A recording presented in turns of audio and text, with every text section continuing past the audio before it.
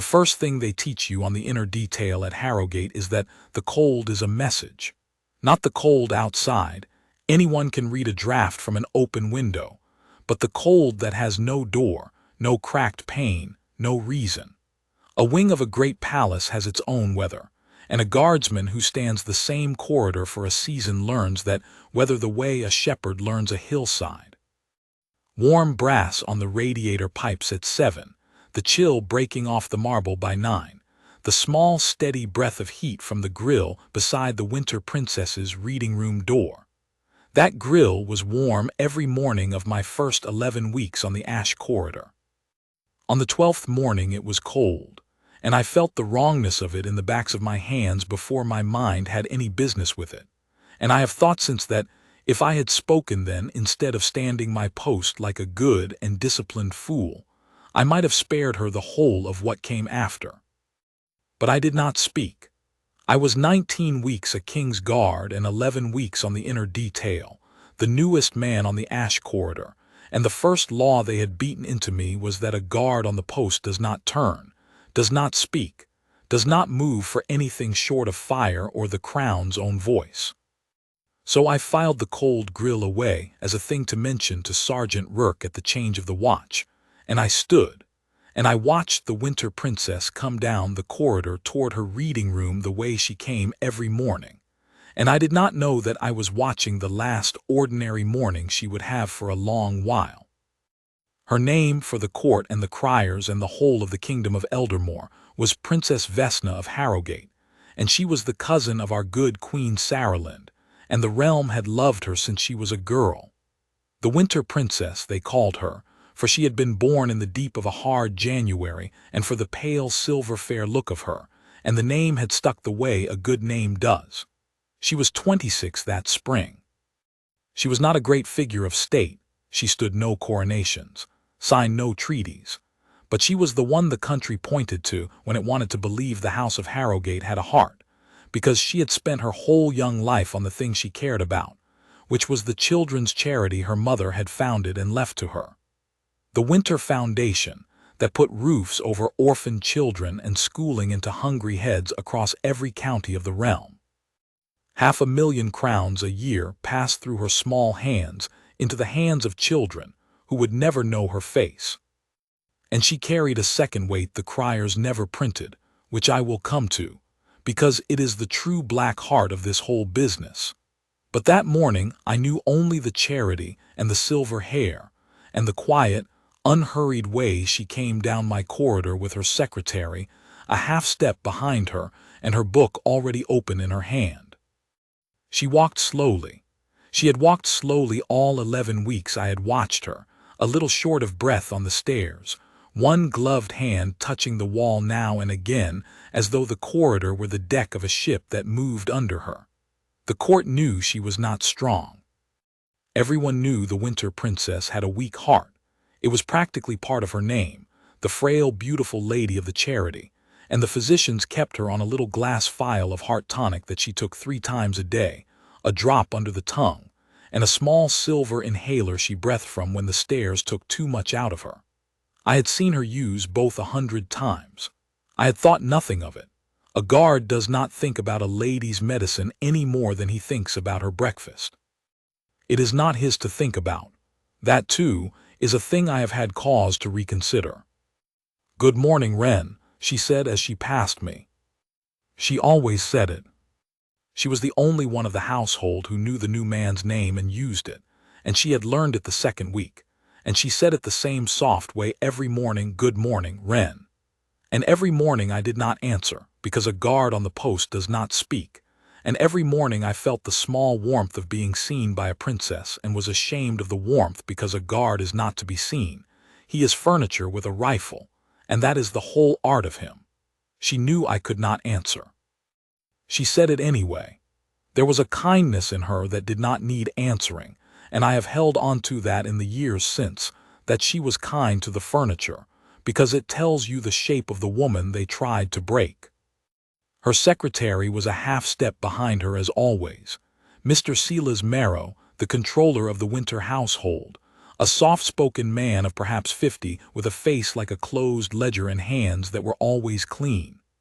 Marrow ran everything, the Foundation's accounts, the princess's calendar, her correspondence, her physician's appointments, the ordering of her medicines from the apothecary in the town.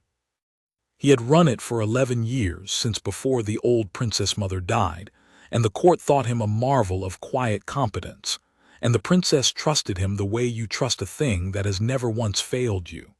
He nodded to me as he passed, the small, precise nod he gave the guards, and I nodded back the fraction a guard is permitted, and I thought nothing of him either. That is the second thing I have had cause to reconsider. The men who ruin a house do not come through the window. They come through the front door every morning with clean hands and your calendar under their arm, and they say good morning and you nod. The reading room door closed behind her.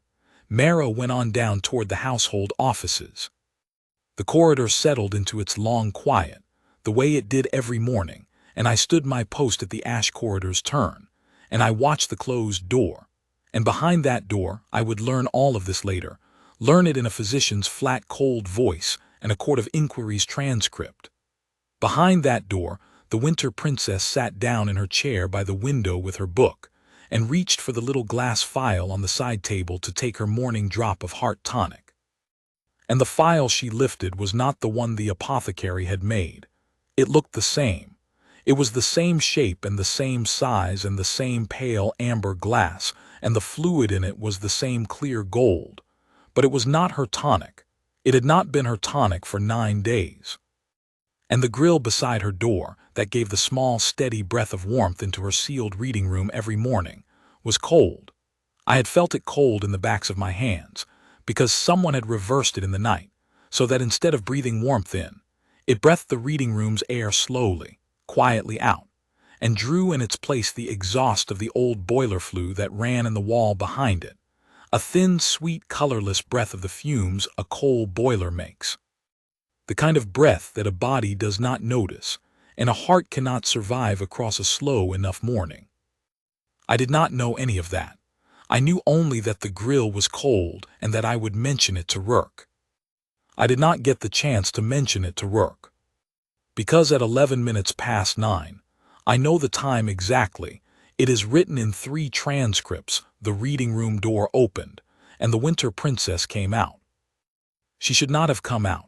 She had gone in to read. She read for 2 hours every morning. It was the fixed point of her whole disciplined day.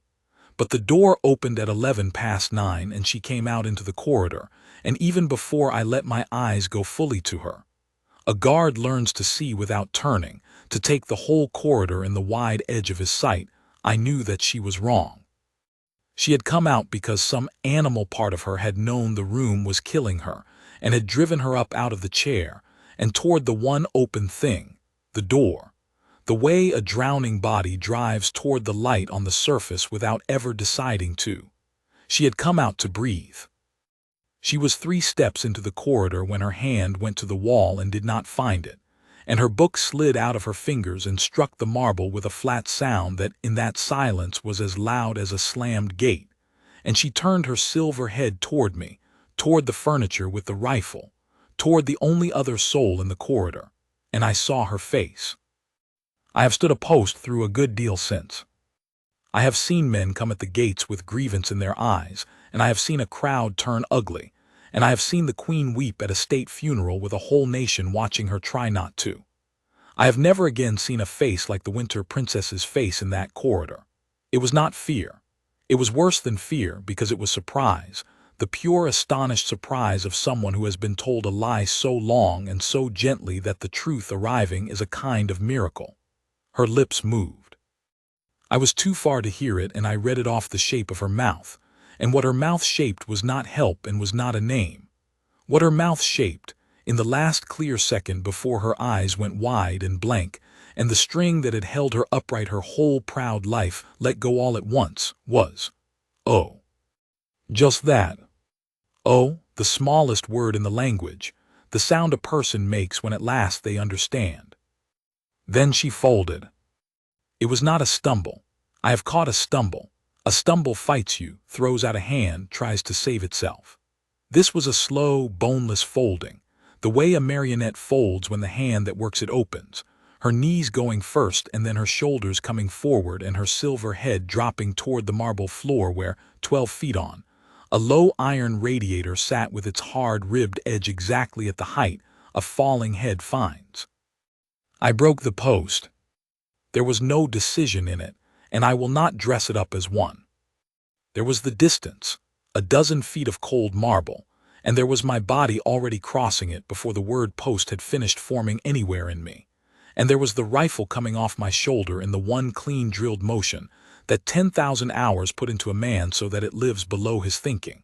The sling paying out, the weight crossing my body into my left hand and clear, and there were my boots eating the marble, and then there was her weight coming into my right arm and across my chest an instant. A bare hand's breadth of an instant before her head would have met the iron. I caught her under the shoulders and swept my forearm behind her head so that it was my glove and not the radiator that took her, and I went down onto one knee with her because there was no stopping the fall, only turning it, only making it end in a man's arms instead of on iron. And I felt how little of her there was. That is the thing that stays with me sharpest, sharper than the shout that came from down the corridor or the clatter of Rourke's boots or anything else. How little the winter princess weighed against my arm. She weighed like a coat on a hook. She weighed like something that had been quietly emptying out for days while I stood my good discipline post 10 feet away and felt nothing but a cold grill and said nothing about it to anyone. Highness, I had her half across my lap, her silver head in the crook of my arm, and I said it low and close the way you speak to a person you are trying to call back from somewhere far. Highness, I have you, you're safe, I have you. Her eyes were half open and they were the wrong thing entirely, not shut in a swoon but open and empty, the pale gray of them gone flat and blind, no one behind them. Her lips were the wrong color too, a faint bluish gray at the edges that I did not have the knowledge to name then, but that a physician would name for me later in a flat voice, and it would make my stomach turn to hear it. I got 2 fingers to the side of her throat the way we are drilled, and there was a pulse there, but it was wrong the way everything about her was wrong, too fast and too light, a bird's pulse, a thing fluttering at the end of a thread. Wren, Sergeant Rourke came around the corridor's turn at a dead run with young Alderton astride behind him, and I have never in my life been so glad to see a hard man's face. Wren, what in God's name set her down? Set her down flat, not on your knee, flat on the floor, that's it, head level, don't lift it. Alderton, the physician, run, don't walk, run. Rourke was on his knees across from me before he had finished speaking, his big scarred hands going where mine had been, feeling for the pulse, laying the flat of his hand against her cheek. 22 years Rourke had served, the last 9 on the inner detail, and he had a face like a closed gate and a heart he let no one see, and I watched that face change as his hand read what mine had read. I watched him go still in a way that was not the drilled stillness of the post but the other kind, the bad kind, the stillness of a man who has just understood that a thing is very wrong. Sergeant, I said, the grill. What? The grill by her door. It's cold this morning. It's warm every morning and today it's cold. And she, Sergeant, she was 2 hours in that room this morning. She'd been in there since a little after 9 and she came out wrong. She came out because something was wrong in the room. He looked at me. It was a fast, hard, whole look. The look a man gives a green boy to decide in half a second whether the boy is babbling or has hold of something. I have thanked God since for what Rourke decided in that half second, because a lesser sergeant would have told me to shut my mouth and mind the cordon, and he did not. Say that again, he said, slow. The grill beside the reading room door breathes warm every morning, I said. I stand 10 feet from it 11 weeks. It's a heat-grille. It breathes warm from 7 till noon. You can feel it in the pipes. This morning it's cold. There's a draw on it. I felt air moving the wrong way, moving toward it, not out of it. Something's changed in that room since yesterday, and she was shut in it 2 hours, and she came out dying. I did not know then that I had, in those few flat sentences on my knees on the cold marble, laid out very nearly the whole of the crime. I only knew that the words had been sitting in me since 7 o'clock, and that a princess was dying under my hands, and that if there was anything at all to be done, it would not be done by a man who kept his observations to himself out of respect for a standing order. Rourke's eyes went past me to the reading-room door, standing open where she had left it, and I saw him make a decision that would cost him a great deal of grief in the weeks to come, and that he never once, in all the years I served under him after, said he regretted. "Alderton's gone for the physician," he said. "The physician will say she fainted. She's the winter princess, she's got the famous bad heart, half the realm knows it. A physician's going to walk in here, see the winter princess in a swoon on the floor and write down heart, and that'll be the end of anyone looking at any grill." He stood.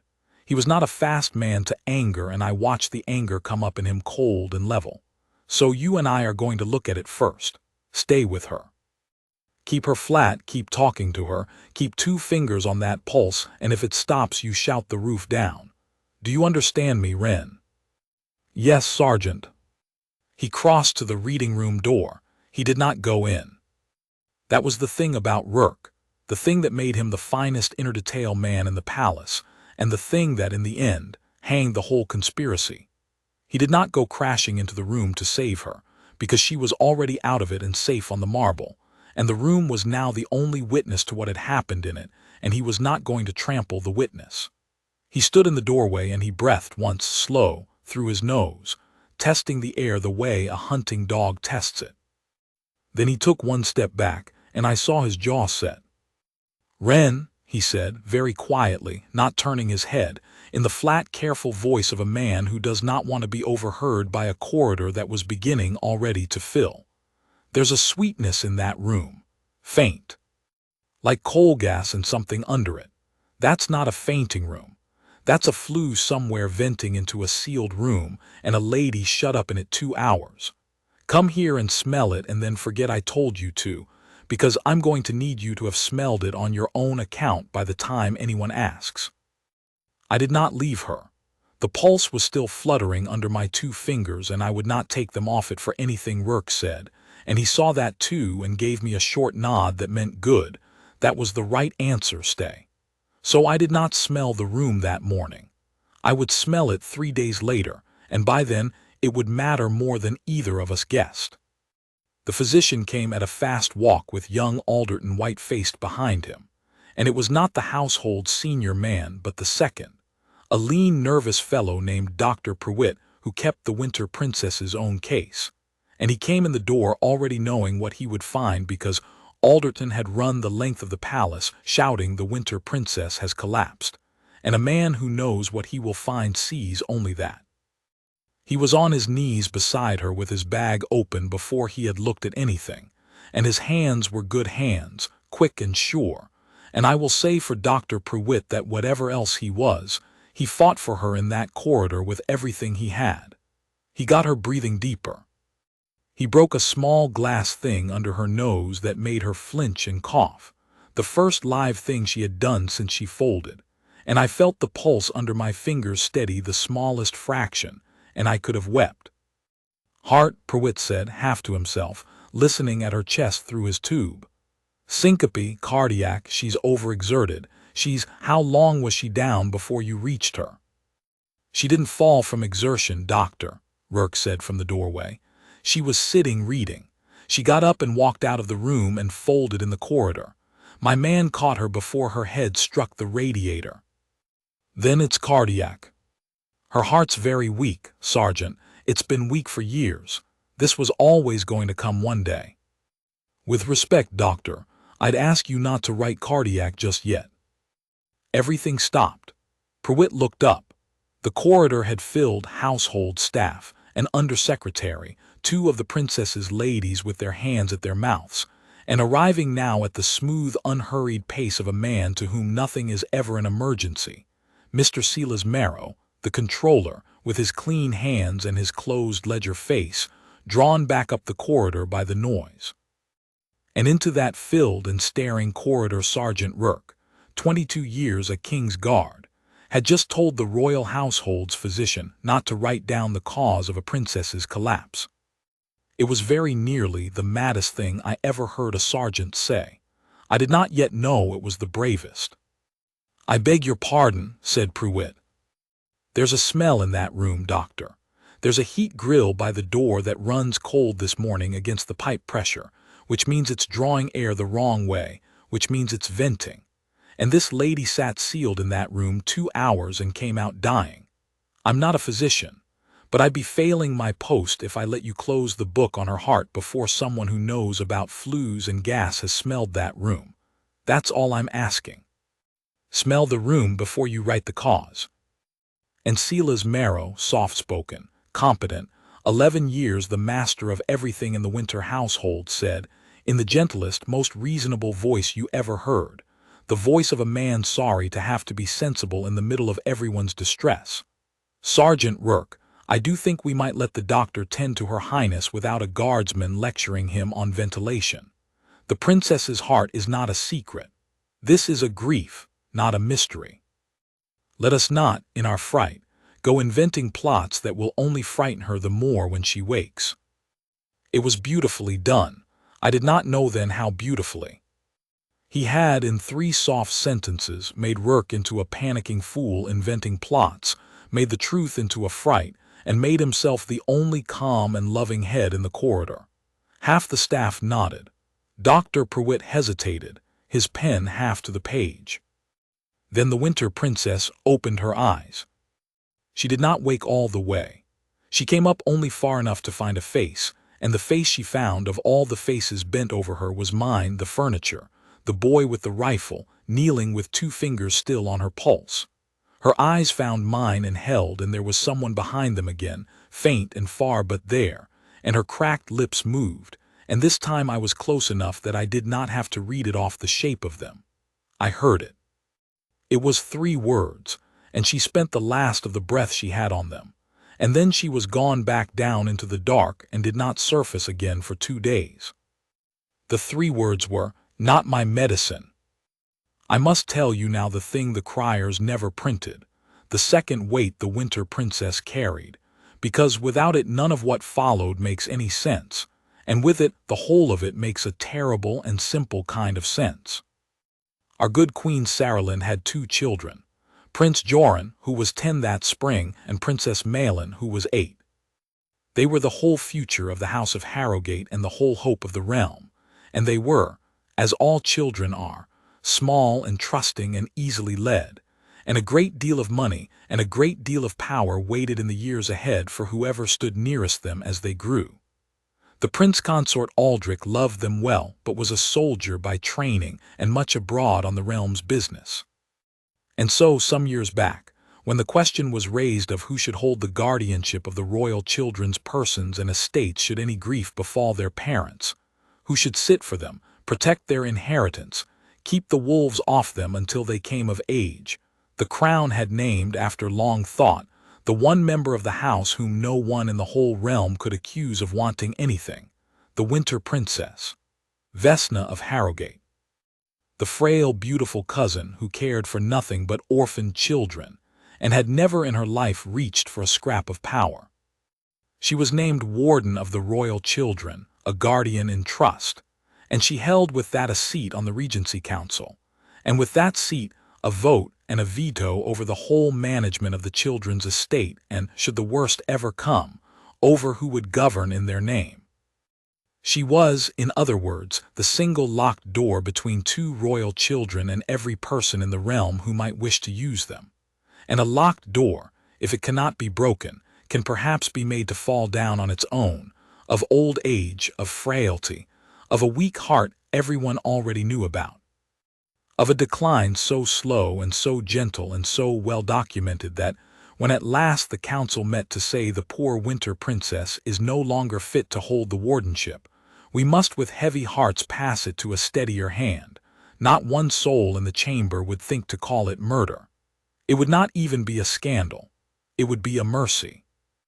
That was the nightmare I caught in my arms in the ash corridor, though it would be 3 days before I saw the shape of it and longer before I could prove a hair of it. It was not a knife in the dark. It was patient. It wore clean hands and said good morning.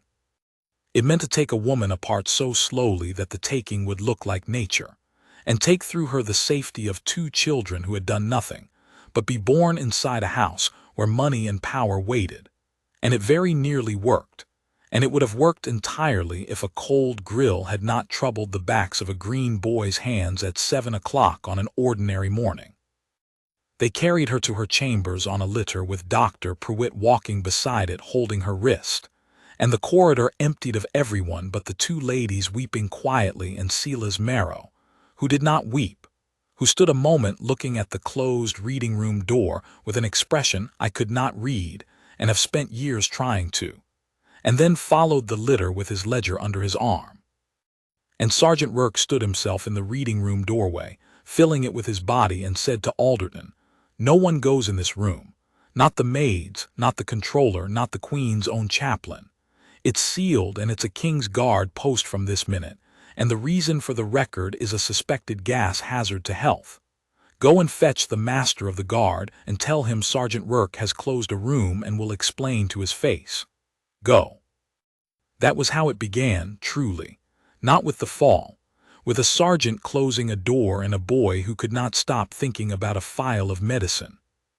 Because I had realized, kneeling there while they lifted her, what her 3 words meant, "Not my medicine."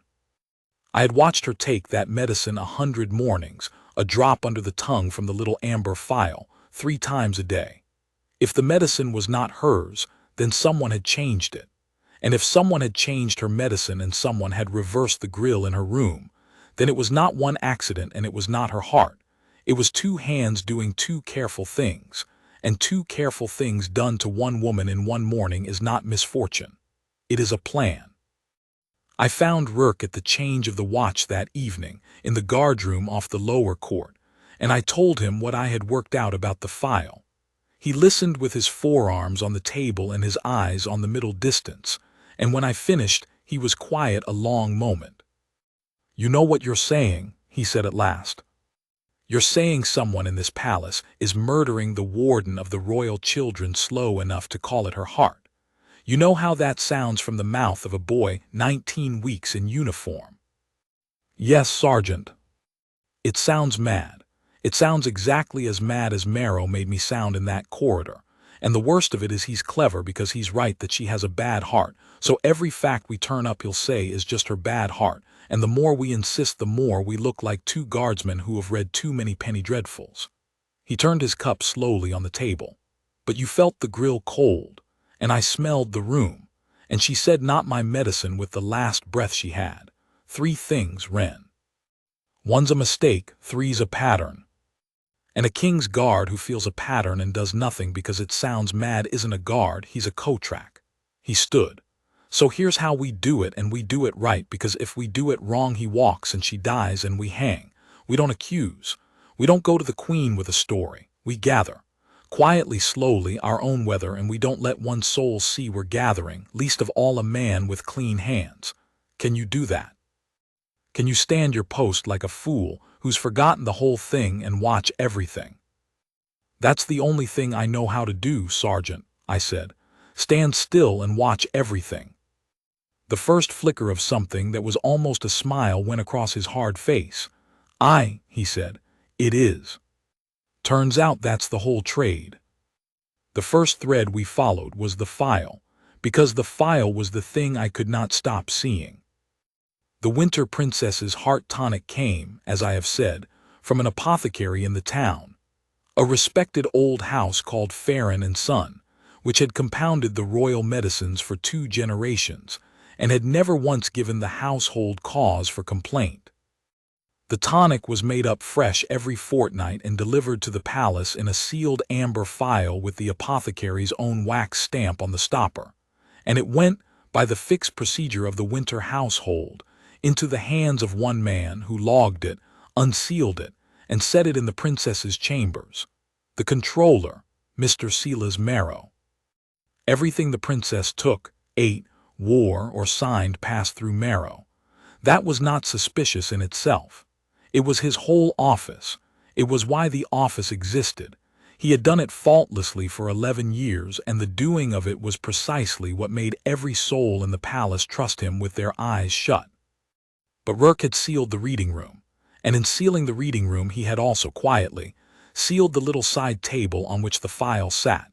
And when the master of the guard came, a fair, tired old soldier named Colonel Hale, who had known Rourke 20 years and trusted his nose if not always his manners, Rourke asked one thing of him, and one thing only, and asked it in a way that could not be refused before witnesses. That the phial on the side table, and every other phial and bottle in the princess's chambers, be gathered by the colonel's own hand, sealed under the colonel's own signet, and sent under guard to the physicians of the Royal College across the river to be examined, since Her Highness had said with her own mouth, "Not my medicine." And a warden of the royal children who says "not my medicine" as she falls is not a thing the guard can let pass unlooked at, whatever her heart. Colonel Hale did not want to do it. I saw him not want to. A collected phial sent to the college is a thing that gets written down, and written down things travel, and before nightfall it would be whispered through the palace that the guard suspected foul play in the Winter Princess's collapse, and that whisper alone could shake a household to its beams. But Rourke had said it before the two weeping ladies, and before Dr. Prewitt, and before Alderton. And there is a thing about doing the right and awkward thing loudly in front of witnesses, which is that it becomes very hard for a superior to quietly undo it. So Hale, gray and reluctant, gathered the bottles with his own hands, and I watched Silas Marrow watch him do it. That is the moment I want to set down carefully, because it is the first time I truly saw the man under the man. Marrow had come back to the chambers on some soft errand of concern, and he stood in the doorway with his ledger and watched Colonel Hale lift the amber phial off the side table and seal it into a pouch, and his closed ledger face did not change at all, not a flicker, not a tightening, and that, I understood later, was itself the tell. Because an innocent controller, a man who had faithfully unsealed and placed that very phial 9 days before, watching the guard carted off to the college under suspicion of poison, ought to have shown something. Alarm or offense, or the honest confusion of a man whose competence is being questioned. Marrow showed nothing. He watched his own careful work be carried away to be examined, and he was as smooth and cool as a stone under water, and only his eyes moved once from the pouch to Rourke, and in that one movement I saw a man taking the measure of an enemy he had not expected to have. Then he said gently, "Of course. Whatever sets the household's mind at rest," and made a small note in his ledger and went away. "He wrote something down," I said to Rourke low when he'd gone. And I'd give a month's pay to read it." Rourke's eyes were on the empty doorway. "That's a man who keeps a book on everything and everyone, that man. 11 years of it. If there's a thread in this palace, it runs through that ledger. But we can't touch his ledger, not on a boy's feeling about a cold grill. We need the college to come back and say what's in that phial. Until then we've got nothing, and he knows we've got nothing, and he's just gone off to make sure we go on having nothing." He let out a slow breath. "So, the grill, that's ours. That's masonry and airflow and no physician needed. Let's you and I go and be curious about a grill." The reading room was a small, square, handsome room with one deep window looking over the winter garden, a wall of books, the reading chair, the side table, and low in the wall beside the door, a cast-iron heat-grille perhaps a foot square, with a scrolled brass face on it green with age. Old Harrogate was heated the old way, by hot water pipes fed off great coal boilers in the undercroft, and the reading room's grill drew its warmth off a riser that ran up inside the wall. That was the honest, 100-year-old arrangement. Warm pipe in the wall, air rising past it, warm breath into the room. Nothing to it. But there was a second thing in that wall, and it was the thing that undid the whole conspiracy, though it took us 2 days and a very frightened old man to understand it. Running up the same wall cavity, a foot from the heat riser, was the flue of an old bread oven from the days when that corner of the palace had been a still room. a disused flue, bricked off top and bottom generations ago, that carried nothing and went nowhere. Except that the flue was not, any longer, bricked off top and bottom. Someone had, at some patient point in the recent past, opened it, and they had done a small, clever, murderous thing with a sheet of tin and a hinge behind the grille's brass face. They had made it so that the grille could be turned from a flat plate that breathed warm room air to a set of angled louvers that instead drew the room's air down into the dead flue, and drew up in its place whatever sat at the bottom of that flue. And what sat at the bottom of that flue, we found when Rourke got a lamp and a mason's rod down it, was a small iron firebox no bigger than a lady's hat box, of the kind travelers use to warm a coach, with a fresh scorch of coal dust in it and a scatter of half-burnt cinder. A little coal fire, lit low and starved of air at the base of a flue that vented not to the sky but, through a turned grille, into a sealed reading room where a frail woman with a weak heart sat still for 2 hours every single morning. I did not, standing in that undercroft with the lamp shaking a little in my hand, know the chemistry of it. Rourke did not either. It was Dr. Prewitt who had by then, God bless him, come all the way round to our side, shaken loose from Marrow's soft certainty by the college's first word and by his own conscience, who put the name to it for us, in the flat, appalled voice of a physician who has just understood he nearly signed a murder as a heart attack. A coal fire burning low, starved of air, he said, does not make good clean smoke. It makes an evil colorless breath, without smell enough to warn you that a body draws in and cannot tell from air, and that quietly starves the blood of the very thing it lives on. Give it to a healthy man across a whole slow morning in a sealed room and you make him sleepy and stupid and then very ill. Give it to a woman with a weak heart, morning after morning, a small dose she never notices, and you do not have to give her enough to kill her outright. You only have to give her enough to make her heart labor and stumble and grow weaker, day by day, so that the physicians who love her write in their books that the poor winter princess is failing, her heart is going at last. We always knew this day would come, and then one morning you turn the firebox up the smallest fraction, and her laboring heart meets a dose it cannot carry, and she folds in a corridor, and every soul in the realm nods and says how sad and how expected, and reaches for the black armbands. It was not a poisoning you could taste, it was a poisoning you breathed. And it left, when it was done, only a cold firebox and a scorch of dust in a flue no one had thought about in 80 years, and a dead princess whose own physicians would swear on their honor she died of the heart they had been treating for a decade. That's the cleverest and coldest thing I've seen in 22 years of standing next to power, Rourke said, very quietly in the undercroft, with the lamp between us. Whoever built this didn't want her dead in a way anyone could see. He wanted her ill in a way everyone expected. He wanted the whole palace to help him kill her by feeling sorry for her. He looked up the dead flue toward the reading room far above, and the medicines the other half. If the college says her tonic was swapped for a dud, if she's been taking colored water instead of the thing that props her heart up, then he's been pulling the prop out from under her at the same time he's been leaning on her. One hand takes away her strength, the other hand poisons her air, and both hands look like her own bad heart doing its slow work. There's no knife. There's no cup you can point to. There's just a lady quietly dying of exactly what everyone already believed she'd die of. He straightened, and his face in the lamplight was the closed gate again, shut hard over something that was not calm. We have got to catch him with his hand on it, Wren, because I can show a court a firebox in a flue. But he'll stand up in his clean collar and say 100 people had access to that undercroft in 80 years, and how does the guard know I put a coach warmer there? And he'll be right, and he'll walk. And the day he walks she loses her wardenship for being too ill to hold it. And the day she loses it, those 2 children in the nursery get a new guardian. And I think we both know who spent 11 years making himself indispensable to this house.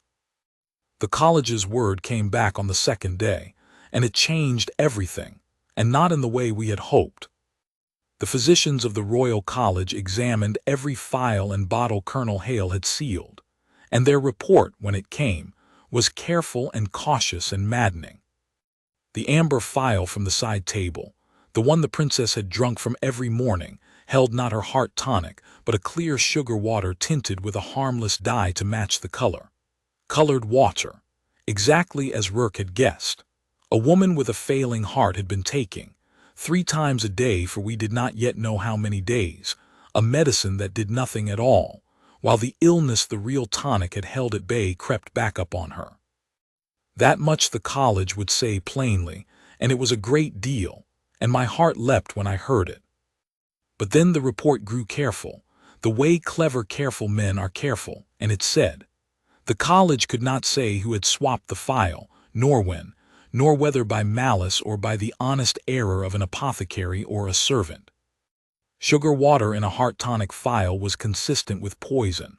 It was also, the report noted, consistent with a mistake at the compounding bench or a mislabeled batch or a confusion of 2 similar phials by a tired hand. The college's business was chemistry, not intention.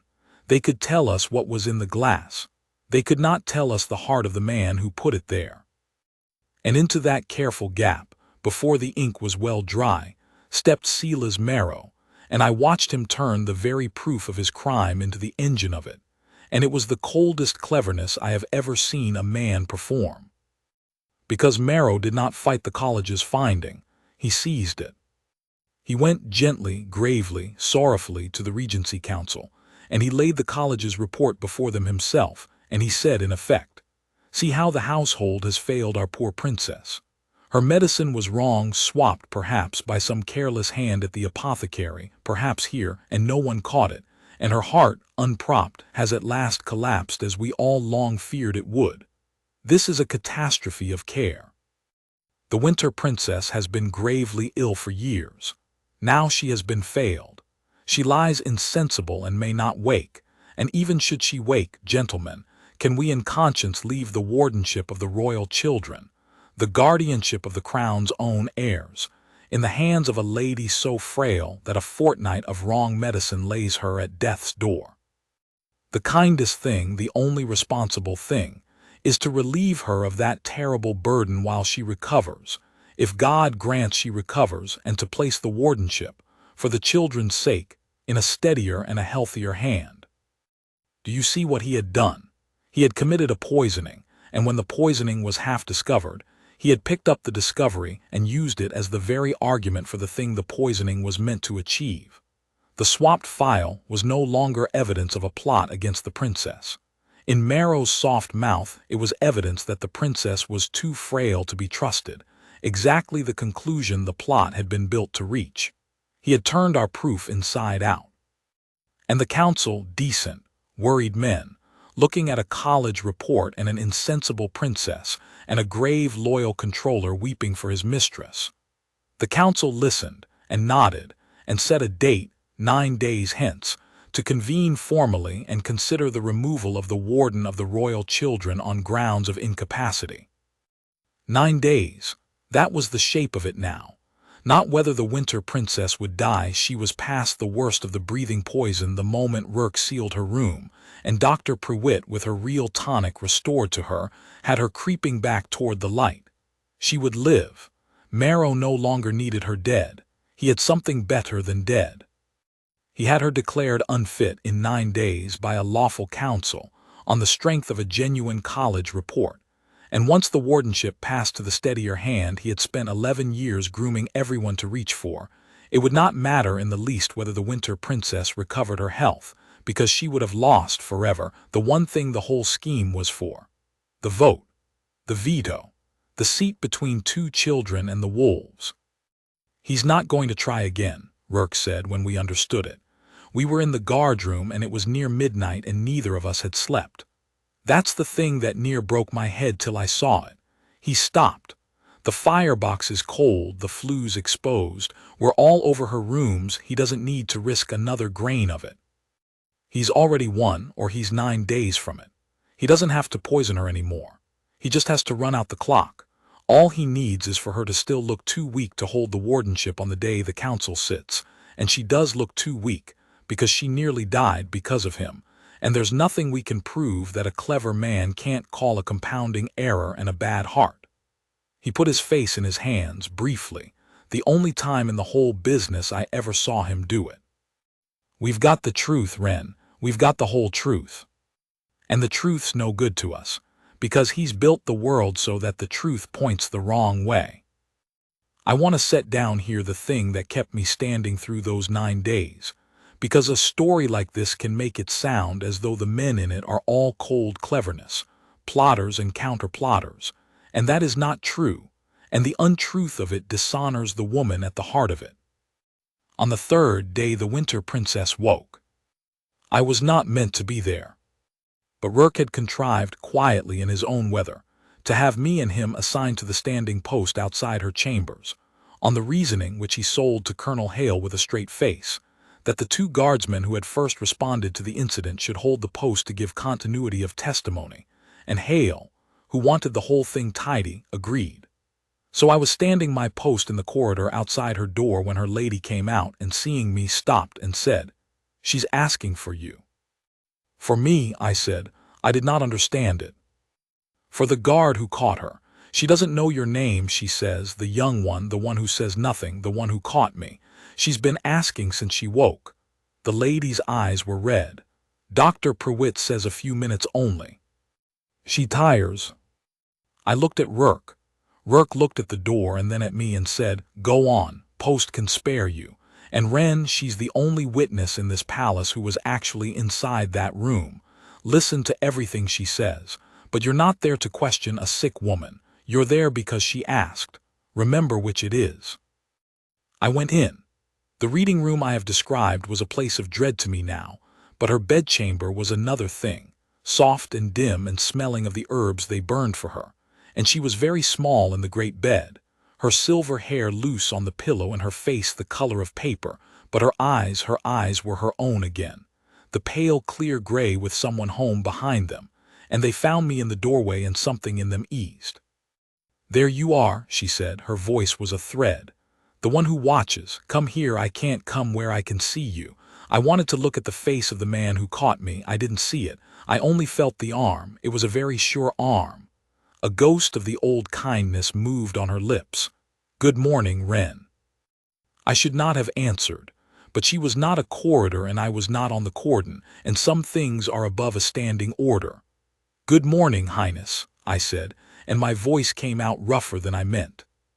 "He speaks," she said wonderingly, and I saw she was trying to make it light, trying to make it easy for me, this dying and not dying woman spending her thread of strength to put a frightened boy at his ease. "Sit. I have very little breath and a great deal to say, and no one will believe me, so I shall say it to the one who caught me, because a man who runs across a floor for a stranger might listen." She gathered herself. "I was not ill, Wren. I know they are saying my heart gave out. I know they are saying my medicine was wrong. It was wrong. I felt it going wrong these 2 weeks, the tiredness coming back, the stairs getting longer, and I told Silas. I told him 3 times the tonic wasn't working as it used to, and each time he was so kind. He said, "We'll have the college look at your dosage, Highness. Don't distress yourself." And I let him tell me not to distress myself, because that is what he is for, to carry the distress so I needn't. Her thin hand closed on the coverlet. But that morning in the reading room before the dark came, I felt it. The air was wrong, sweet and thick, and I got up to open the door and I could not make my hands work the latch. And when I got it open and the corridor air came in, it was like coming up out of deep water, one clear breath. And in that one clear breath I understood the whole of it. That it was the room. That it had been the room and the medicine all along. That someone had been doing this to me on purpose, gently, for a long time, and I had thanked him for carrying my distress. Her eyes filled and did not spill. She was too proud for spilling even now. That is the word I made. When I saw your face, I said, "Oh." Because I understood at last, and it was almost a relief to understand, even dying. Do you know, it was almost a relief. To know I was not simply failing. To know it was a hand and not my own weak, useless heart. "It was a hand, Highness," I said. "We know it was a hand. We're going to prove it was a hand." "You won't be able to," she said, and there was no self-pity in it, only a terrible clear seeing. "He is very good, my Silas. 11 years I have trusted him with everything, and he has never once given me cause to doubt, and that is not the record of an honest man, Ren. I see that now. It is the record of a man building something. No one is faultless for 11 years by accident. He was making himself the one hand no one would ever question, so that when the day came, his would be the one hand no one questioned. She closed her eyes a moment. It is not myself I am afraid for. I have had a strange half-life anyway, the frail princess of the charity. I mind less than you'd think about leaving it. It is the children, Joran and Malin. Do you understand what I hold, Ren? Do they let a guardsman know? I know, Highness, the wardenship. You stand between them and anyone who'd use them. I am the lock on their door, she said. And Silas has spent 11 years making a key. If they take the wardenship from me, and they will, they'll say I'm too weak, and I am too weak. He's seen to that it does not go to a stranger. That is the thing the council doesn't see. There is a name already prepared, a steady, healthy, respected name that everyone will reach for with relief. And that name and Sila's marrow are the same coin, two faces of it, and I could not prove that either, and they will hand my 2 children to the wolf and call it a mercy. She opened her eyes and fixed them on me, and they blazed for one moment with everything the iron in her had ever been. So I am not going to let them. Do you hear me, guardsman? I nearly died in a chair over a book, and I find I am not finished. But I cannot get out of this bed, and I cannot fight a council, and I cannot prove a thing. I have exactly one weapon left in the whole world. The blaze softened and became something almost unbearable, a naked trust laid in a stranger's hands. It is you. The one who watches. Will you be my weapon, Ren? Will you and your sergeant catch him for me? Because I cannot catch him. I can only lie here and be the frail thing he made me, and hope that the one man in this palace who runs across floors is enough. I have been asked since what a king's guard swears, and what the oath means to a man who has taken it. I could recite it, but the truest oath I ever took I did not recite. I took it in a dim, herb-smelling room with my bearskin under my arm, kneeling by a bed the way I was never trained to kneel, to a dying and not dying woman who had said good morning to the furniture every day for 11 weeks. Highness, I said, you have a whole regiment, but if it comes to one man, then yes. I'll be the one. The steady name, when we found it, was not what I had braced for, and it was worse. Rourke and I had assumed the steadier hand would be some ambitious cousin of the house, a lordling with an eye on power, and that would have been bad enough. But when Rourke, patient as a fisherman, worked out through the household clerks who Marrow had been quietly courting, whose name had begun, in the last half-year, to come up in the right ears attached to the words steady and healthy, and devoted to the children. It was a name that turned my stomach precisely because the whole realm trusted it. Lady Khorasan Vane, the mistress of the royal nursery, the woman who had the actual daily care of Prince Joran and Princess Malin. The warm, capable, motherly figure the children ran to, whom the queen praised in public, whom no soul in the palace could say a word against because she had, for 6 years, been visibly and tirelessly good to 2 royal children. She was perfect. That was the horror of it.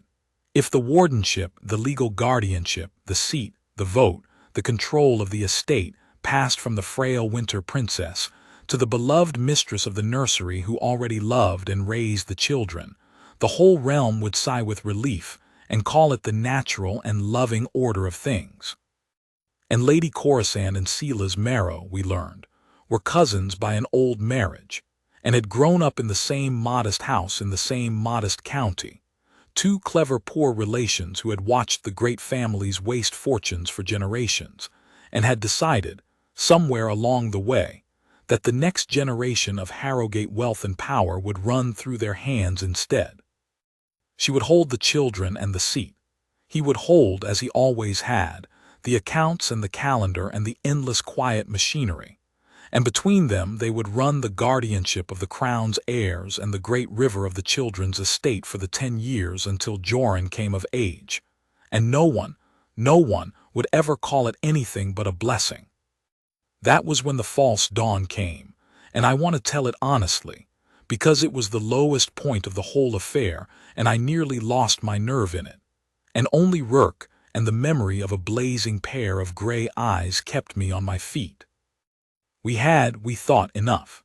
We had the swapped phial confirmed by the college. We had the reversed grill and the exposed flue and the firebox, sworn to by Colonel Hale's own men who had drawn them out of the wall. We had Dr. Prewitt, come fully over to us now, willing to testify that the flue fumes and the false medicine together were more than sufficient to explain the princess's collapse, and that in his medical judgment this was no natural decline. We had the cousinship of Marrow and Lady Corisand, dug out of the parish rolls. We had motive, method, and opportunity laid out like a field map. So Rourke, on the 6th day, went over Colonel Hale's head, because Hale wanted no scandal and would have buried it, and asked for, and by sheer stubborn seniority got, a private audience with the Lord Chamberlain of the household, the highest officer of the palace, to lay the whole thing before him before the council could sit. And the Lord Chamberlain heard him out, and then he destroyed us, gently, in about 10 minutes, and everything he said was reasonable. A firebox in an 80-year-old flue, he said, could Sergeant Rourke prove the Comptroller put it there, and not some long-dead servant or the guard themselves in their eagerness? No. Sugar water in a medicine phial, the college itself says this is consistent with an apothecary's error. Can the sergeant prove it was malice and not a tired hand at Farron and Son? No. A cousinship between the Comptroller and the nursery mistress. Half the households in the realm are laced with such cousinships. Is kinship now a crime? And this last, delivered with real weight. Does the sergeant understand what he is doing? He is accusing two of the most trusted and devoted servants of the crown, a Comptroller of 11 faultless years, and a nursery mistress the Queen herself loves, of a monstrous plot, on the strength of a boy's feeling about a cold grill and a dying woman's frightened words. If a whisper of this accusation escaped, it would ruin two innocent reputations, throw the whole household into suspicion of one another, and distress the Queen and the children beyond measure. And all of it, the Lord Chamberlain said, resting on not one thing that a court of law would call proof. He was not a bad man. He was a careful man doing his careful duty, and Marrow had built the world so perfectly that the careful thing to do was exactly the wrong thing. He forbade Rourke to speak of it further outside the chain of the guard. He said the council would sit in 3 days and consider the wardenship on the medical facts alone, as was proper, and that the guard would confine itself to guarding. We walked out of that audience into the lower court, and Rourke stopped in the middle of the cobbles and stood a long moment with his hands at his sides, and I had never seen him look old before, and I saw it then. "He's right," Rourke said. "That's the hell of it, Wren. Every word he said is right. We can't prove it, not a grain of it. Marrow's built us a case where every true thing we've got has an innocent face on it, and the more of them we pile up the more we look like two guards seeing plots in the coal smoke.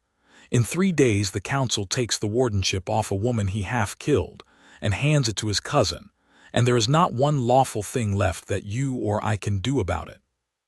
He looked at me, and it was the look of a man handing a boy a weight too heavy for either of them. "I'm out of moves, son. 22 years and I'm out of moves. If there's a way through this, I can't see it." And I stood in the cold court and felt the whole thing closing, and I thought of her eyes blazing. "Will you be my weapon?" And I thought, with the plain, flat, unimportant thoroughness of a man who has been trained to stand still and notice small things while clever men do the thinking.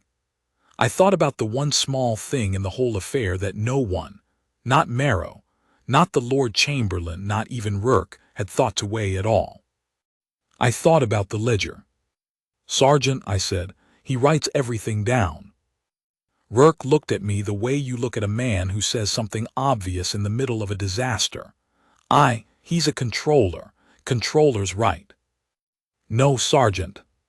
Everything. You said it yourself the first day. That's a man who keeps a book on everything and everyone. 11 years, and he's careful. He's the most careful man in the palace. Think about what that means. A man that careful, that cold, running a plot this fine for this long, the file swaps he had to log so the apothecary's deliveries balanced, the money moving through the foundation accounts to Lady Coruscant's people, the dates he needed to hit, the counsel he had to steer. You can't run a thing this precise in your head over months. You can't. It's too many moving pieces. He'll have kept it. Not the crime spelled out, he's too clever for that, but the machine of it. The dates, the sums, the little private book that lets one careful man hold 100 careful lies straight. I was talking faster now, the whole of it coming clear as I spoke it, the way a thing does when you have been circling it in the dark and your hand finally closes on it. A liar this good doesn't trust his memory, Sergeant. He trusts his system. And his system is written down somewhere in his own hand, because he is the only person in the world he trusts to read it. Rourke had gone very still. And if we could put that book in front of the council instead of a firebox and a feeling, then it's not a boy's story about coal smoke anymore. It's his own hand. And you can put an innocent face on a firebox, Sergeant, but you can't put an innocent face on your own accounts of a murder you kept, because you couldn't bear to trust them to memory. For a long moment Rourke said nothing. Then slowly the old closed-gate face cracked into something I had not seen on it before, not a smile, but the fierce, quiet gladness of a hunting man who has just been shown the trail again after losing it. "The Lord Chamberlain forbade me to accuse him," he said softly. "He didn't forbid me to watch him. And watching, Wren, watching is the one thing in this whole world you and I are actually permitted to do." He set his jaw. "We can't search his rooms. We've no grounds a court would honor. And if we're caught tossing the Comptroller's chambers, we hang and he wins. So we don't search for the book. We make him go to it. We make that careful man decide of his own free will that he needs to check his system, and we be standing where we can see him do it." "How do we make him do that?" "The same way you'd make any careful man open his safe," Rourke said. "You give him a fright. You make him think a piece of his machine has slipped. A careful man who thinks something's come loose can't rest till he's checked his book against it. It's the very thing that makes him careful that we'll use to break him." He looked up at the gray palace bulk above us. 3 days. It's thin and it's dangerous, and if I've read the man wrong he'll smell the trap and we're finished. But it's a move, and a move's more than we had 2 minutes ago. Come on. We've a fright to build, and we build it slow, so it looks like the world doing it and not us. The fright we built had 3 parts, and each part was true, which is why it worked. Rourke's whole art, I came to understand in those 3 days, was that he never told a lie he could avoid. He arranged true things so that a guilty man would draw the conclusion the guilty man most feared. An honest man, hearing the same true things, would think nothing of them. Only the man with something to hide would feel the floor tilt. The first part was the apothecary. Rourke let it be known, through Colonel Hale, quite officially, so that it reached Marrow through the ordinary channels, that the guard, in tidying up the loose ends of the college's finding about the swapped phial, would be sending an officer to Farron and Son to inspect the apothecary's own delivery book. The record of every phial made up for the winter household, and the date it went out, so that the swap could be traced to the honest error the Lord Chamberlain assumed it was. This was entirely reasonable. It was in fact the very thing the Lord Chamberlain had all but suggested. But to Sela's Marrow it meant something else. It meant that in a day or two, the apothecary's dates would be laid alongside the household's own receiving dates. The dates in Marrow's log of when he had taken each phial and placed it in the princess's rooms. And if those 2 sets of dates did not match, if there was a gap where a real phial had been signed for by Marrow, but a false one had reached the princess, then the swap could only have happened in one place, between the apothecary's door and the princess's table. In Marrow's own hands. He would need to be very sure his own log was clean and unbreakable. He would need to check it. The second part was Lady Coruscant. Here Rourke did a colder thing. He arranged, again through true and ordinary channels, a word to the mistress of the robes, a routine review of household staffing before the council sat, for it to become known that the guard would be preparing, as was standard whenever a wardenship changed hands, a full character file on every senior officer of the 2 households, the winter and the nursery both, going back to their first appointment. Complete, including their references, their families, their prior situations, their cousinships. This too was entirely proper and entirely routine, and no honest officer would blink at it. But if you were two poor cousins who had spent years being very careful that no one connect the controller of the winter household to the mistress of the royal nursery, the words "a full character file going back to first appointment" would land in your chest like a stone in a still pond. Marrow would need to know exactly what such a file might turn up. He would need to check what he had recorded of himself, and of her, and of the careful distance he had kept between their two names. And the third part was the smallest and the cruelest, and it was mine.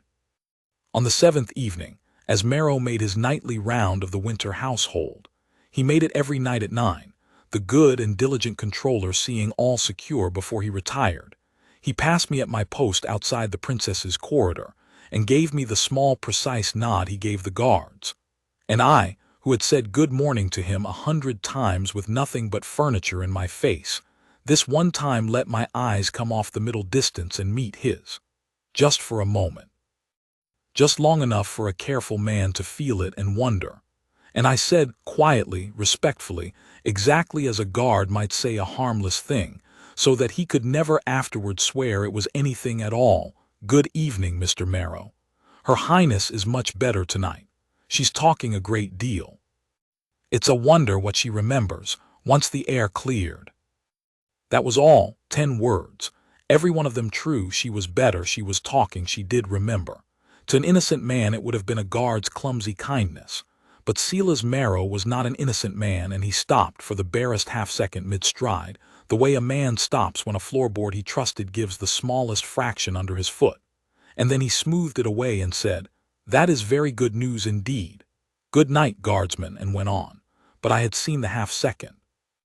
And I knew, watching his straight retreating back, that we had done it.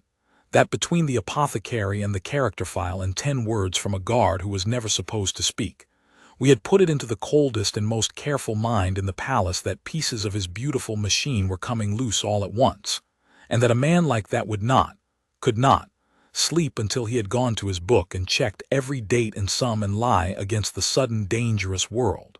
He would go to it that night. A careful man always does. It is the very carefulness that undoes him. Now we had only to be watching when he did. We could not watch his rooms. But we did not need to watch his rooms, because Rourke had understood something about the ledger that I had not, and it turned on the one fact about Silas Marrow that everyone knew and no one had ever thought about. He trusted no one, not even a lock. A man who keeps the secret machine of a murder does not leave it in a desk drawer in his own chambers where a curious valet or a searching guard might one day find it.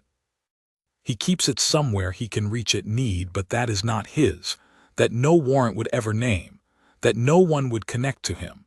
And Silas Marrow, controller of the winter household, had the run of one place in the whole palace that was full of locked boxes belonging to other people, and that he alone had lawful reason to enter at any hour of the day or night. The strong room of the winter foundation, the vault under the household offices where the charities' deeds and bonds and the great ledgers of the children's endowment were kept, behind an iron door to which, in all the palace, exactly 2 people held a key. The warden, the winter princess, who lay insensible 3 days and now too weak to walk, and her controller. For 9 days, one of those 2 keys had been unable to leave her bed, which meant that for 9 days, if Silas Marrow wished to visit the strong room, there was no possible witness to it and no possible question of it, because he was the only functioning key holder, and the strong room was his to enter as freely as his own coat pocket. He had, without knowing it, told us where the book was the moment we understood that a careful man hides his worst secret in the one place his office lets him visit alone and unquestioned. And he had told us when he would go to it, because we had just spent 3 days making very sure that tonight, of all nights, he would need to. "He'll not go till the small hours," Rourke said. We were in the dark of the disused muniment passage that ran above the household offices. where a stone lattice in the floor, a relic of some older arrangement, a squint through which a long-dead clerk had once watched the counting room below, looked straight down onto the iron door of the Foundation strongroom. Rourke had found it in a night of crawling the old plans. It was cramped and filthy and perfect. He'll wait till the house is dead and the corridors empty and the only soul awake is a bored guard at a far post. Then he'll go, quiet with his own key, to check his book against the frights we've given him. And we'll be lying here in the dust like two poachers, and we'll watch him do it, and we'll have a witness that no clever tongue can talk away, because it won't be a firebox or a feeling. It'll be the controller of the winter household, at 3 in the morning, letting himself alone into the children's strong room to consult a private book he has no lawful reason on earth to keep there. Let him explain that one to the council in his clean collar. He settled his big frame down against the cold stone and drew me down beside him. Now we do the thing we're best at in all the world, Wren. We stop moving, and we watch. I have stood many long watches since, but none longer than that one, lying in the black dust of the muniment passage with my eye at a stone lattice, and my whole life narrowing to a square of empty flagstone and an iron door far below. Rourke had thought of everything a man could think of.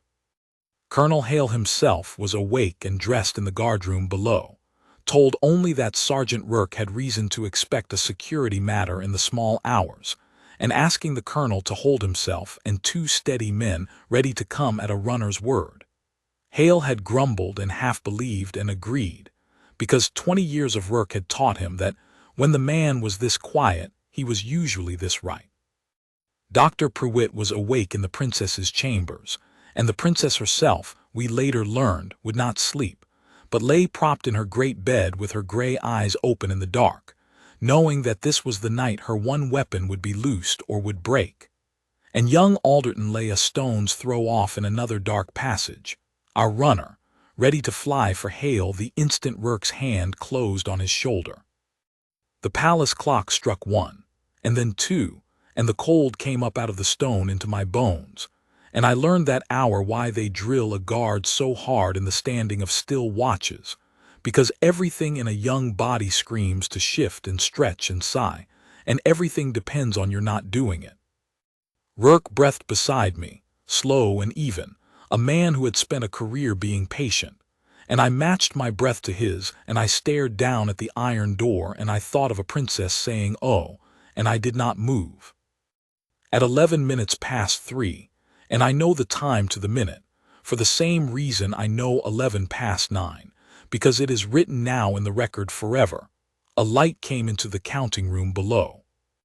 It came soft, a single shielded candle lamp, and it came in the hand of a man in a plain dark dressing gown with his graying hair loose about his face, and for a moment I did not know him, because I had never in my life seen Selah's marrow as anything but the closed and pressed and perfect controller, and this was another creature, a night creature, stripped of the day's armor. He set the lamp on the counting table. He stood a moment, listening. I saw his head turn, slow, testing the dead silence of the sleeping house the way Rourke had tested the reading room air, and I stopped my very breath and felt Rourke stop his. And then, satisfied, he took from the pocket of his gown a key, and he crossed to the iron door of the strong room, and he let himself in. He was inside perhaps 4 minutes.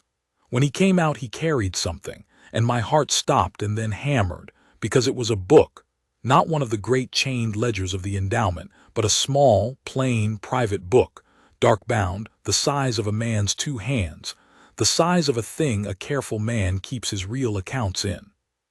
He set it on the counting table in the pool of lamplight, and he opened it and he began to read, turning pages, his finger moving down columns, his lips moving faintly.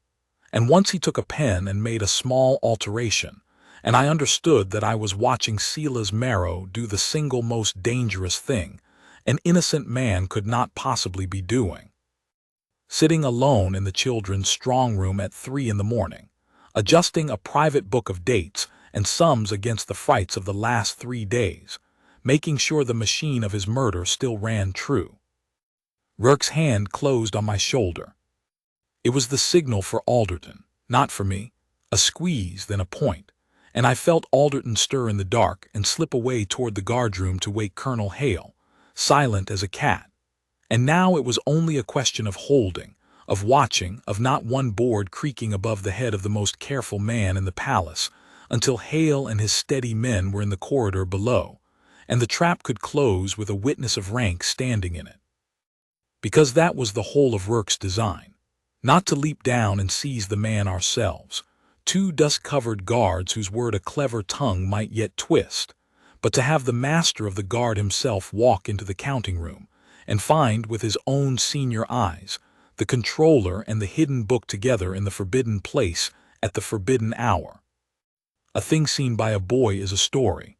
A thing seen by the colonel is a fact. It should have gone perfectly. It went perfectly for 11 minutes. Then Silas Marrow lifted his head from the book and went still, and I felt the whole affair tilt on its edge. I do not know to this day what warned him. Rourke swore afterward that neither of us had made a sound, and I believe him. We had not. Perhaps it was the draught of Alderton's leaving, a breath of moving air where the dead house should have had none. Perhaps it was nothing but the animal instinct of a hunted thing, the same instinct that had driven the princess up out of her chair toward the door. But Marrow lifted his head, and his loose gray hair and his lamplit face turned slowly upward, toward the black stone lattice in the ceiling, toward the very square of dark where my eye was pressed, and for one endless frozen instant I was certain, with a cold that went to my heart, that he was looking straight at me. He could not have seen me. It was pitch dark above the lattice and lamplit below. A man cannot see up out of the light into the dark, but he did not need to see me. He only needed to understand, in that cold and lightning mind, that the frights of the last 3 days had come too many and too neatly, that the apothecary and the character file and a guard who suddenly spoke were not the world blundering but a hand arranging, that he had been made afraid on purpose, and had done, on purpose, the one thing he should never have done. I watched the understanding go across his face.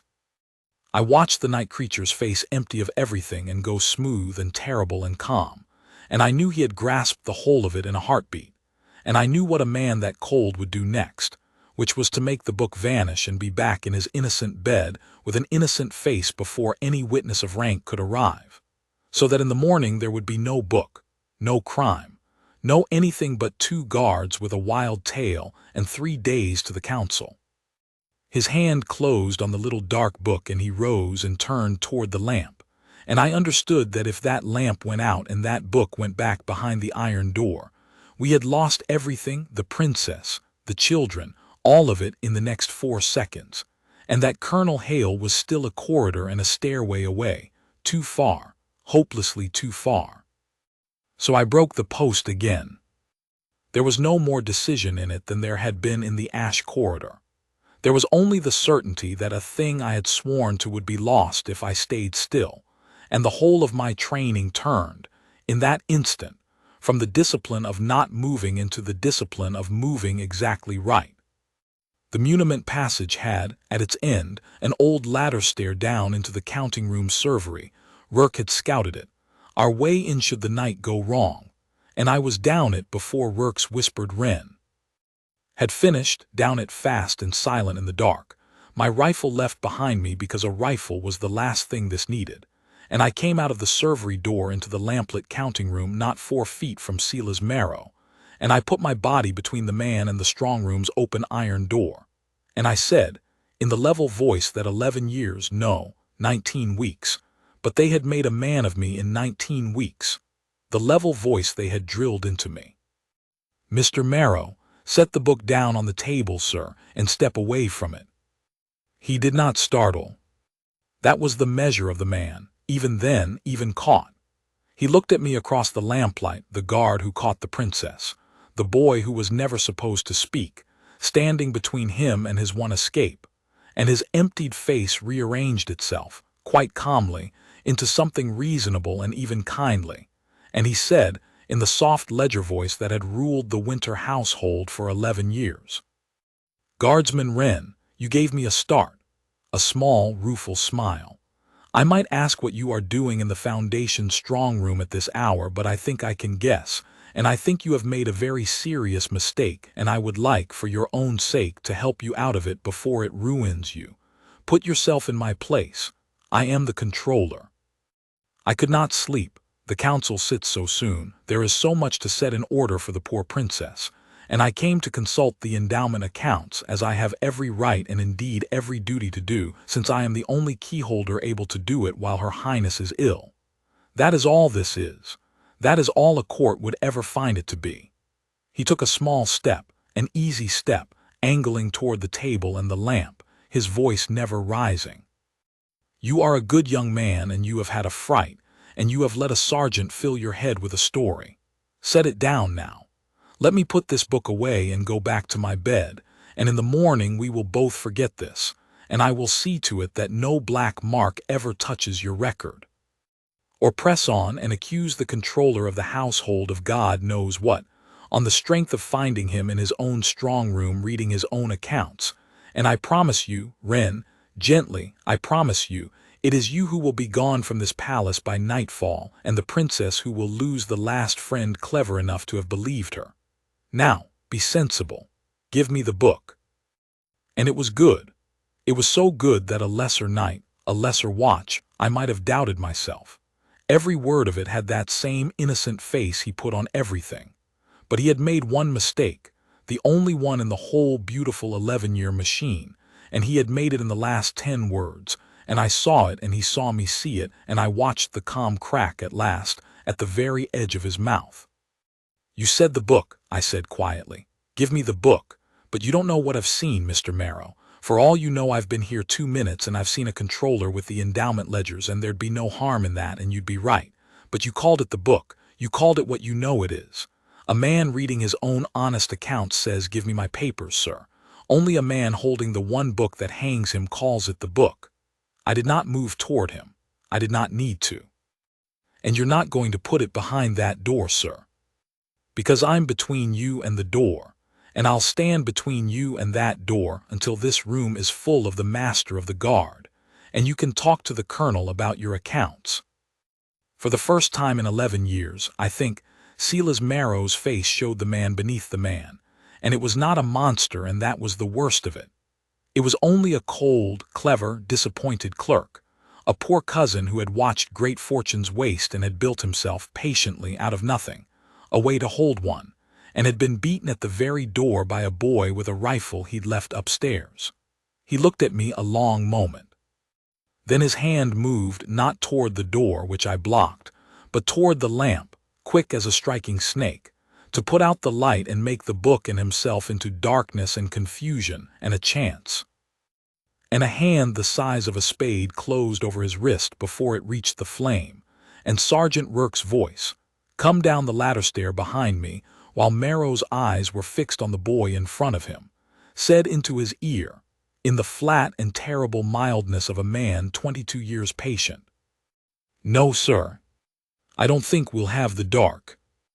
And then the counting room was full of light and boots, because Colonel Hale had not been a corridor and a stairway too far after all. Rourke had misjudged nothing. Only I had, in my fright, Hale had been closer than I knew, brought at a run by Alderton, and he came through the counting room door with 2 steady guardsmen behind him and a lamp of his own, and he stopped, and he took in the whole of it with his tired old soldier's eyes. The Comptroller in his nightgown at 3 in the morning, his wrist in Sergeant Rourke's fist, the open iron door of the children's strong room, and on the table in the lamplight, small and dark and damning, the private book. And Colonel Hale, who had wanted no scandal, who had gathered the files with reluctant hands, who had believed the Lord Chamberlain that this was all a boy's feeling about a cold grill. Colonel Hale looked at that book on that table in that place at that hour, and I watched 20 years of trust in Silas Marrow die in his face, and something older and harder take its place. "Mr. Marrow," he said, "you will hand Sergeant Rourke that book, and then you will come with me, and God have mercy on you if it says what I think it says." It said worse. I did not read the book that night, nor for many days after. It went sealed under Colonel Hale's own signet to the officers of the law, and I only came to know its contents through the inquiry that followed, where it was read into the record page by dreadful page. But I have thought often since that Silas Marrow's own carefulness was the rope he hanged himself with, exactly as Rourke had said it would be. For the little dark book was not a confession. A confessing man is not careful, but it was something a court found far more damning: a system. It was the honest, precise, unsparing debauchery of a man who could not run so vast a lie in his head, and so had written it all down in a private shorthand for his own eyes only, certain no other eye would ever fall on it. There were the dates. Down one column, the true dates on which the town apothecary had delivered the princess's real heart tonic to the palace, each one signed for in Marrow's own daylight hand in the household log. Down the next column, in the night hand of the private book, the dates on which he had replaced each of the last 9 of those phials with the tinted sugar water, keeping the true tonic back, and, in a third column, cold as ice, the small measured worsening of the princess he had watched for and noted, tired her, short on the west stair, asked twice today after her dosage. He had kept a record of his own murder the way a gardener keeps a record of a slow-growing plant. And below the tonic accounts in the same neat hand was the other half of the machine, the flue. A note of the little coach warmer bought in the town under a false name, of the nights he had gone down to the undercroft to tend its low-starved fire before the household woke, of the reversing of the grill, of the doses of foul air measured out morning by morning against the princess's failing. For he had understood the whole cruel science of it perfectly, the cold, clever man. He had known exactly what a starved coal fire breathes into a sealed room, and exactly how little of it a weak heart can carry. And he had metered it out to her like a physician dosing a patient, except that he was dosing her toward the grave and writing down the readings. And then the last pages, and these were the pages that did not only hang Silas Marrow but caught the second hand entire, for the private book kept, as well, the accounts of what the murder was for.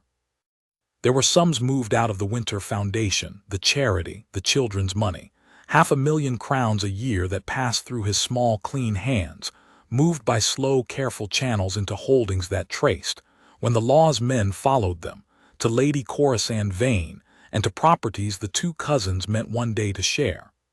There were the dates of his private meetings with her, noted in the shorthand as C.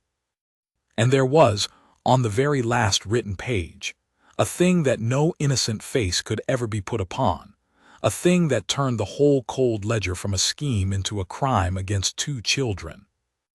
A plain list in his own hand, headed after the wardenship, and under it the order of things they meant to do once the guardianship of Prince Joran and Princess Malin passed to Lady Corisande, the estates to be managed, the endowment to be consolidated, the Winter Princess, should she recover, to be pensioned quietly to a country house far from the capital and from the children and from any council chamber where her recovered voice might be heard.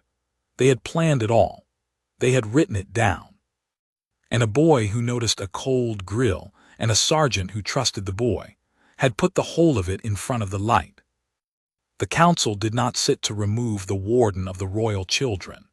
It sat, 3 days later, to hear the reading of Silas Marrow's book, and by the end of that reading there was not a man in the chamber who could meet another's eyes, for they had every one of them been 3 days from voting the exact result the murderer had built his murder to reach, and calling it a mercy.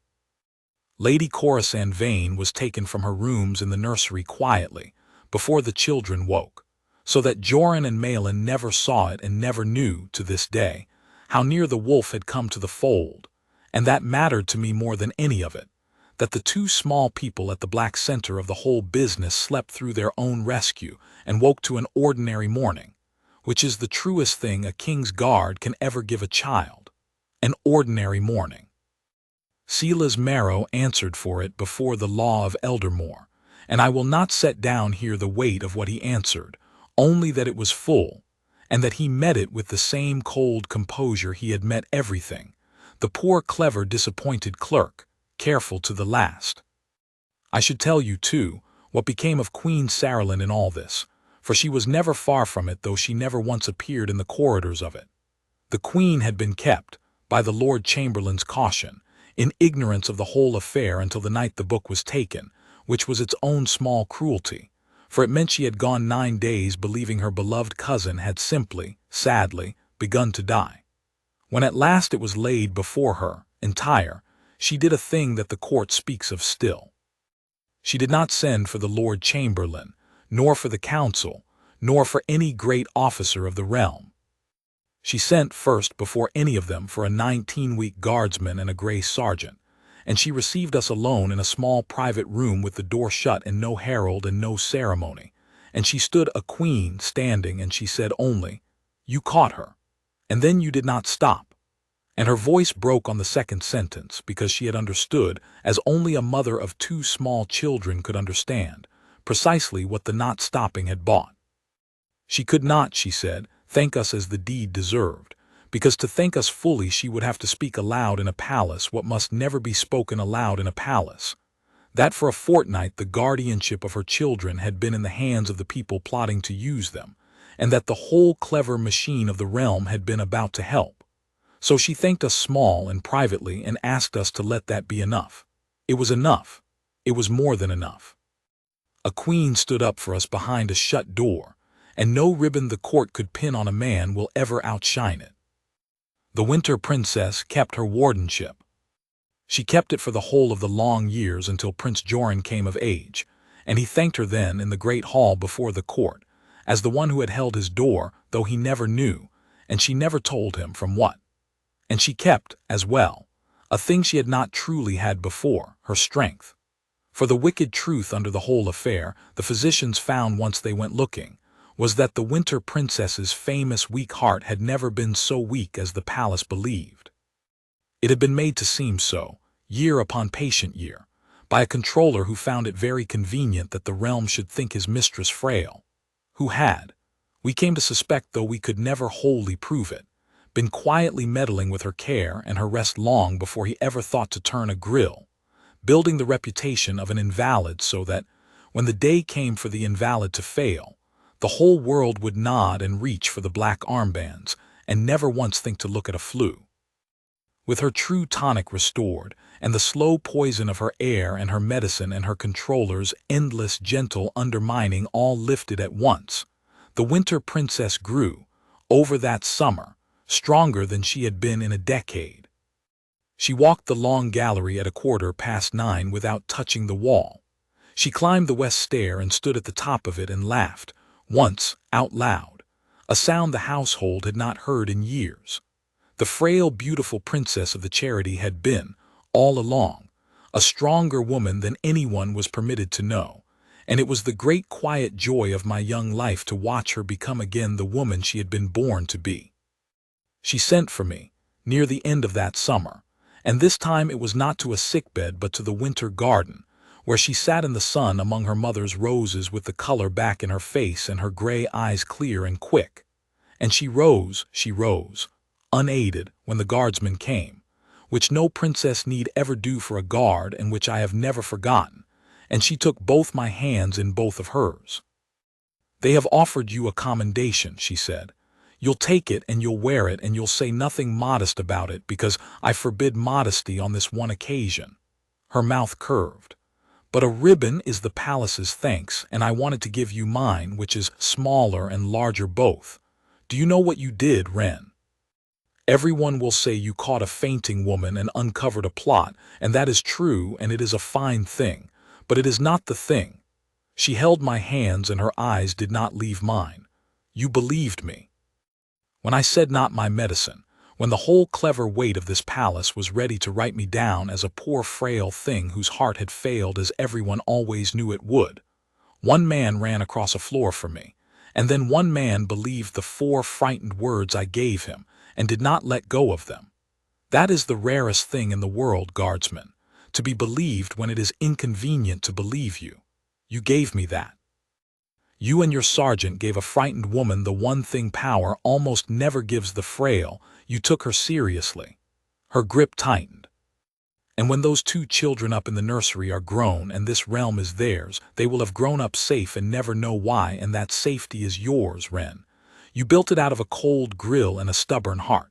Now, she released me, and the old kindness came up in her face like the sun coming over the wall. Go back to your post, and Wren, you may go on saying nothing, but I shall go on saying good morning. And now you know that when the furniture with the rifle is the most awake soul in the room, a wise house had better hope it is watching. I went back to my post. I stood the ash corridor the rest of that season and many seasons after, and the grill beside the reading room door breathed warm every morning as it was meant to. And every morning at 9:15, the Winter Princess came down the corridor at a good strong pace with a book in her hand, and every morning she said, "Good morning, Wren." And I said nothing, because a guard on the post does not speak. But I have come to understand that the not speaking was never the silence people take it for. The stillness is not the absence of a man. It is a man made entirely into watching, standing between the people he is sworn to and everything in the dark that would come for them, holding a door no one else can see. They look at us and think the discipline has emptied us out. It is the opposite. The discipline is what lets one still man, forbidden to move, be the one who notices at 7 o'clock on an ordinary morning that a warm grill has gone cold. And sometimes that is the whole of it. Sometimes a kingdom and 2 sleeping children and a good woman's life turn on nothing grander than a man who was taught to stand still and pay attention, and who did. That is the story of the morning the Winter Princess fell in the ash corridor, and the nightmare I caught along with her, and the careful cold hand we found upon it. I have told it plainly, and I have left nothing out that was mine to tell. My name is Tobias Wren, and I was 19 weeks a king's guard of the Kingdom of Eldermoor when I broke my post and caught a princess. And I have never once, in all the years since, been sorry that I turned my head. The cold, you see, is a message. You have only to be the one who is still enough to read it.